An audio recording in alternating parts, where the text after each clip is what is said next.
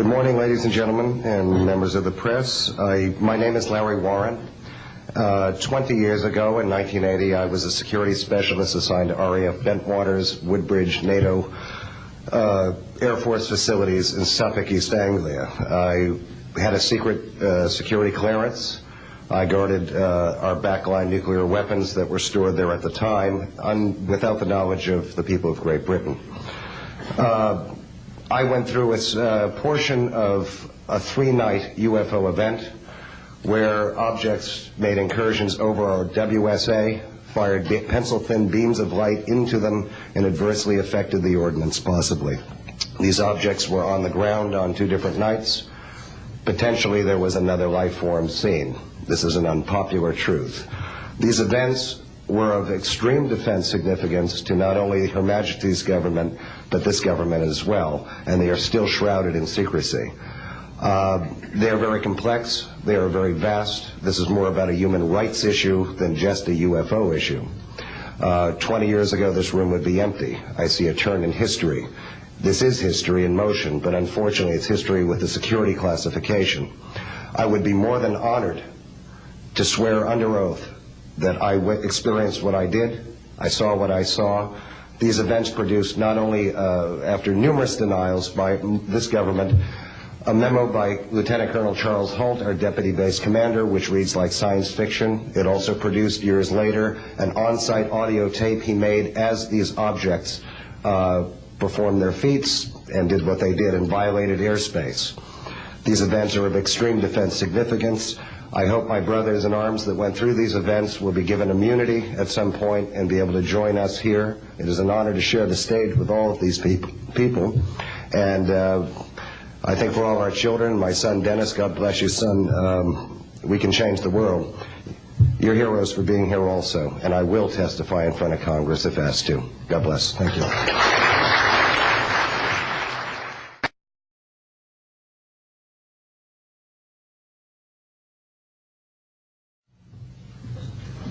Hi, my name is George Filer III. The reason I'm here is because George Filer V is in the hangar and will be born on Friday. And I'm a retired intelligence officer and flyer with almost 5,000 hours, and I didn't believe in UFOs until London Control called us in the winter of 1962 and asked us, would we chase one?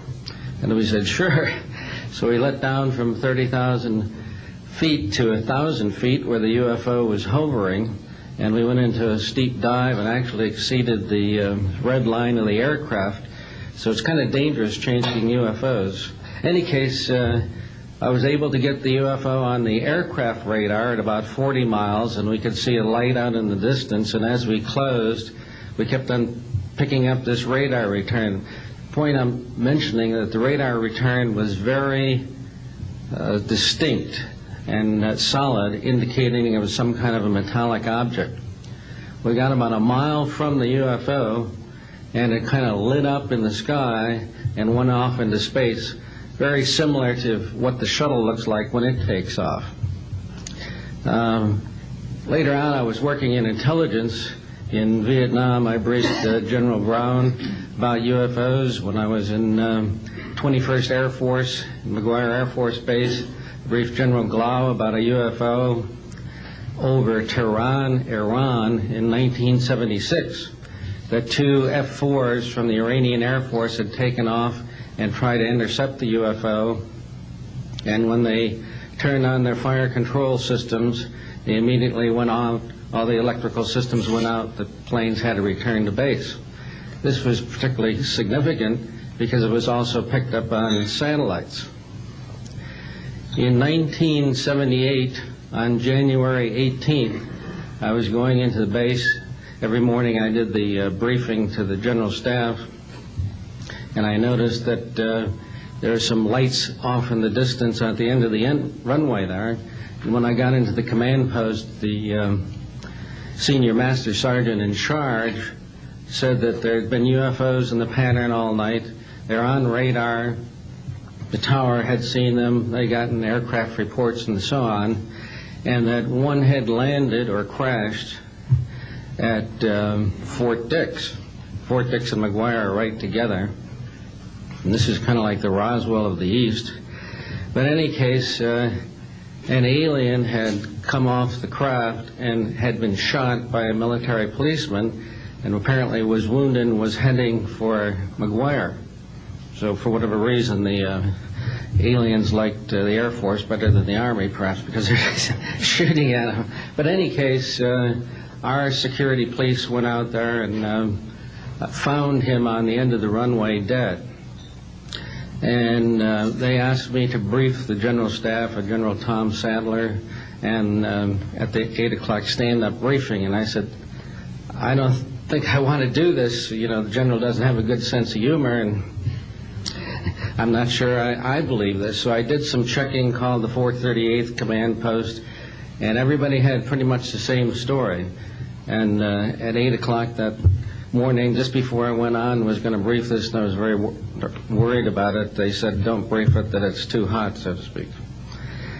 That's pretty much my story, and I'm prepared to tell the story in front of Congress, and it is the truth. Now, because of this, I've stayed interested in UFOs, and I'm the Eastern Director of the Mutual UFO Network. And between the National Reporting Center and Peter Davenport and the MUFON, we get 100 reports a week on average of people from all over the United States that see these things regularly. And if you start checking, they're out there and they're low, and people are seeing them all the time. And these are highly qualified people, all of whom essentially give us the reports by email. Thank you.